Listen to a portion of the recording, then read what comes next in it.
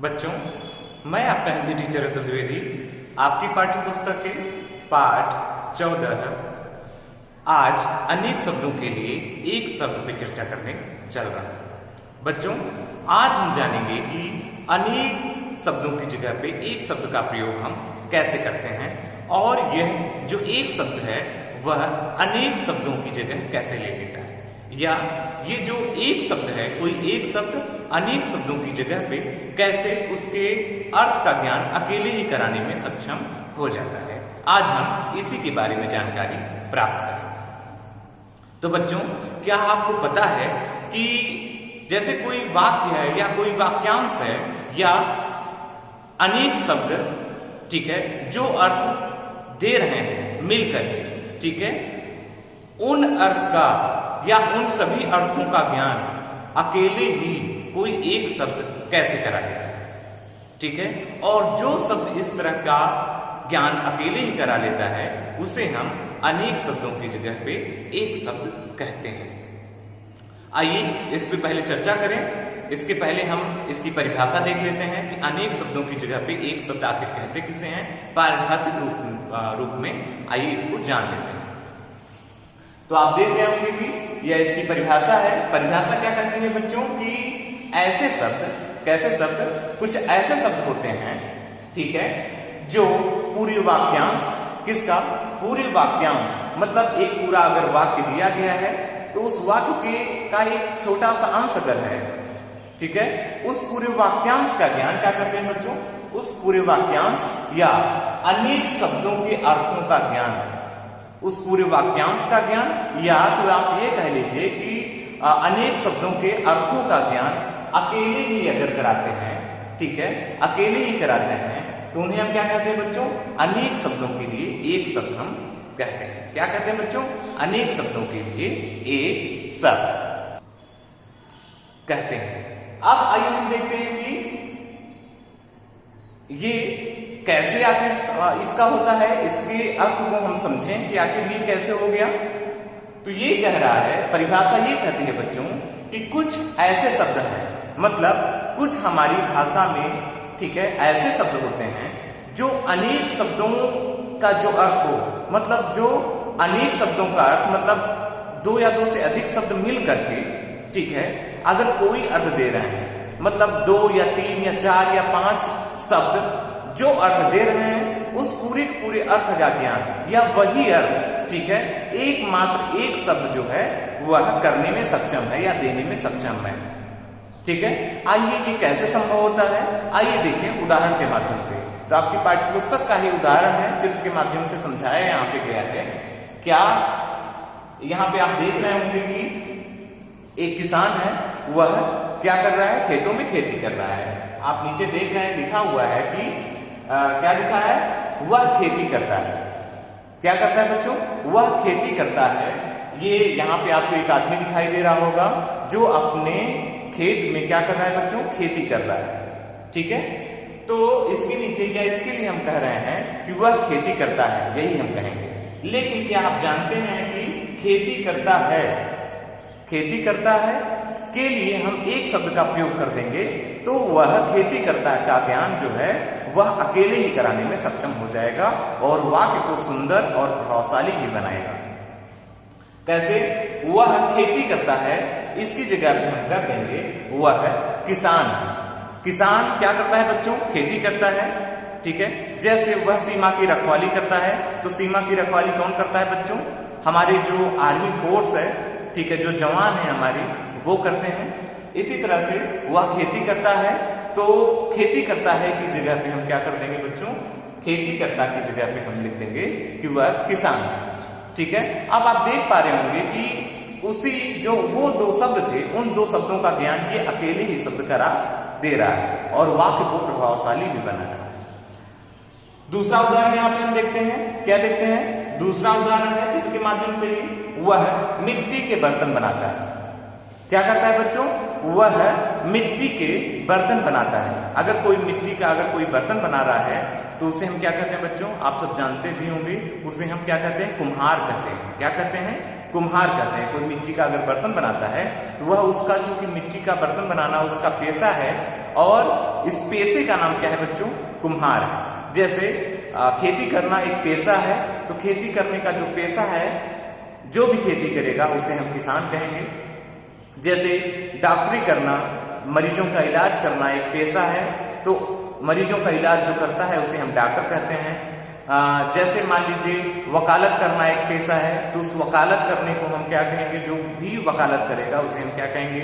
वकील कहेंगे। इसी तरह से कुम्हार भी क्या करता है? मिट्टी के बर्तन बनाता है। तो मिट्टी के बर्तन को जो बनाने वाला है वह क्या कर रहा है बच्चों? उसका क्या पेशा है? वह कुम्हार है। ठीक है, कुम्हार उसका पेशा हुआ, कुम्हार उसकी जाति हुई, बिरादरी हुई। जात बिरादरी से तात्पर्य ये ऐसा नहीं है कि ये जो वर्ण परंपरा से हमारी आई है इससे नहीं है, बल्कि इससे है कि वह उसका पेशा है। जैसे आज के टाइम पे कोई डॉक्टर है, कोई इंजीनियर है, तो वह उनकी बिरादरी हुई, वो डॉक्टर बिरादरी से आते हैं, वो इंजीनियर बिरादरी से आते हैं। ठीक है, तो ये सामाजिक ढांचा नहीं है, बल्कि हमारा क्या है बच्चों? जो हमारे कार्य का जो ढांचा है। ठीक है, तो हम ये देखते हैं कि वह मिट्टी के बर्तन बनाता है, तो वह कुम्हार है। कुम्हार शब्द का अगर हम प्रयोग कर देते हैं तो मिट्टी के बर्तन बनाता है, इसकी जगह पे ये शब्द कुम्हार शब्द पूरी तरह से फिट हो जाएगा, और जो अर्थ वह दे रहा है, वो वाक्यांश दे रहा है, ठीक है, इतने शब्द मिलकर के दे रहे हैं, उसका अकेले ज्ञान ये कराने में सक्षम है और वाक्य को प्रभावशाली और सुंदर भी बनाए रखता है। अब आइए जैसे अगला है कि वह पूजा करता है। आप देख रहे होंगे कि वह जो है एक व्यक्ति है, वह पूजा कर रहा है। तो पूजा करने वाले व्यक्ति को हम क्या कहते हैं बच्चों? पुजारी कहते हैं। ठीक है, कि पुजारी मंदिर में पूजा करता है। तो हम ये देखते हैं कि वह पूजा करता है। ठीक, पूजा करता की जगह पे हम क्या कर सकते हैं बच्चों? पुजारी करते हैं कि वह पुजारी है, मतलब पूजा करने वाला व्यक्ति पुजारी कहा जाएगा। जैसे वह कपड़े धोता है, वह कपड़े धोता है। अगर हम इसमें देखें तो आप सब जानते हैं कि देखिए चित्र में भी आप सब देख पा रहे होंगे कि एक व्यक्ति है जो कपड़े धुल रहा है। ठीक है, तो कपड़े धोने वाले को हम क्या कहते हैं बच्चों? कपड़े धुलने वाले को हम सब, आप सब भी अच्छे से परिचित होंगे, उसे हम धोबी कहते हैं। किसे कहते हैं? धोबी कहते हैं। तो कपड़ा धुलता है, इसकी जगह पे अगर हम एक शब्द का अगर प्रयोग कर दें कि वह धोबी है, तो कोई भी दिक्कत नहीं होगी। यह उन शब्दों का जो अर्थ निकल रहा है उसका ज्ञान ये शब्द अकेले ही कराने में सक्षम है और वाक्य को प्रभावशाली और सुंदर भी बनाता है।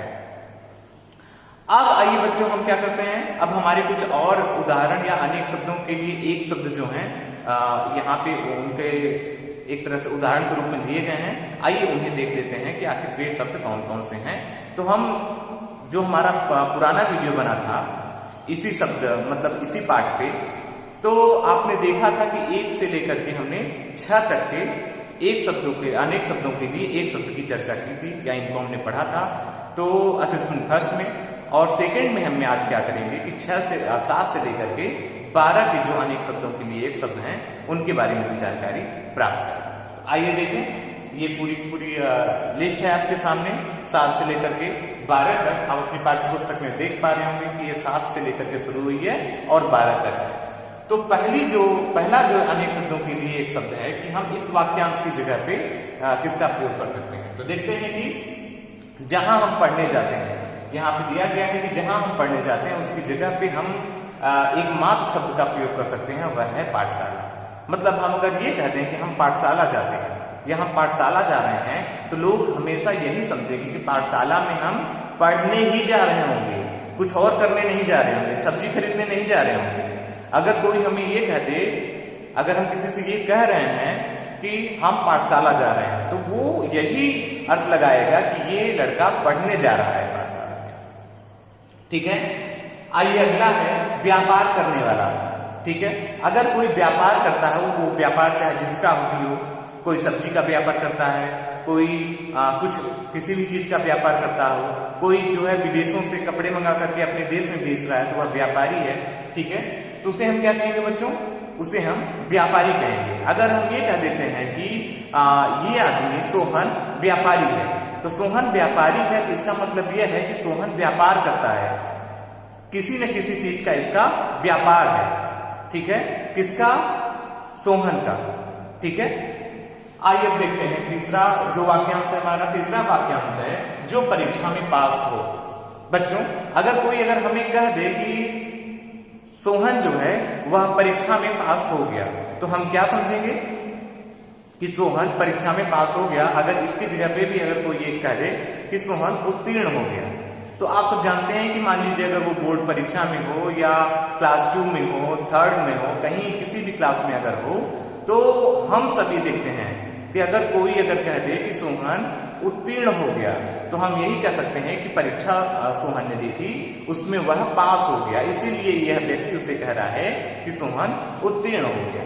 तो हम ये देखते हैं कि उत्तीर्ण जो शब्द है, ठीक है, इस पूरे वाक्यांश का ज्ञान अकेले ही कराने में सक्षम है। अब हम देखते हैं अगला हमारा है जो परीक्षा में पास न हो।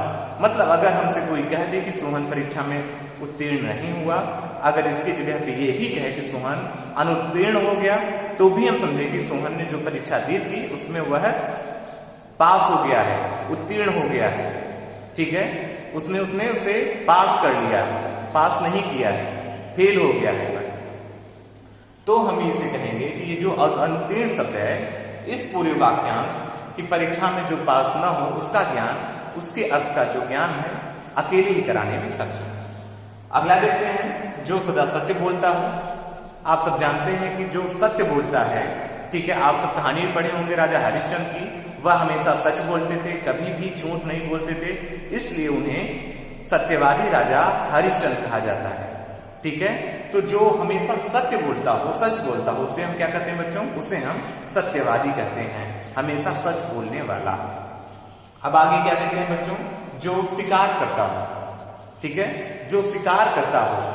शिकार करने का मतलब ये है कि जा करके किसी भी, आप सब जानते होंगे पहले जंगल में जा करके राजा महाराजा या पहले हम सब जब जंगली थे, मतलब जंगल में रहा करते थे, हमारे पूर्वज बहुत पहले, ठीक है, हम सब भी नर मानव थे।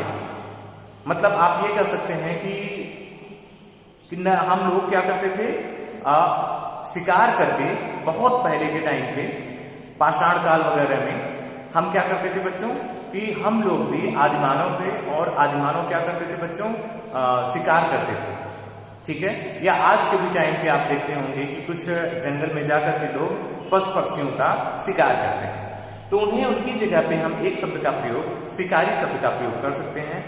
शिकार करने वाला, ये जो शिकार करता है, इस वाक्यांश की जगह पे एक शब्द अगर यह शिकारी का अगर हम प्रयोग करते हैं, तो उस पूरे वाक्यांश का बोध, उस पूरे वाक्यांश के अर्थ का बोध वह काल अकेले ही कराने में सक्षम हो जा रहा है, ठीक है। और क्या कर रहा है बच्चों? और ये वाक्य को प्रभावशाली और सुंदर भी बनाने का काम कर रहा है। तो हम सब देखते हैं कि जहां हम पढ़ने जाते हैं उसे हम पाठशाला कहते हैं, या कह सकते हैं व्यापार करने वाला। इस वाक्यांश की जगह पे हम व्यापारी शब्द का प्रयोग कर सकते हैं। जो परीक्षा में पास हो, इस वाक्यांश की जगह हम उत्तीर्ण का प्रयोग कर सकते हैं। जो परीक्षा में पास न हो, इस पूरे वाक्यांश की जगह पे हम अनुत्तीर्ण शब्द का प्रयोग कर सकते हैं। जो सदा सत्य बोलता हो, इस पूरे वाक्यांश की जगह पे हम सत्यवादी शब्द का प्रयोग कर सकते हैं। जो शिकार करता हो, इस पूरे वाक्यांश की जगह पे हम शिकारी शब्द का प्रयोग कर सकते हैं।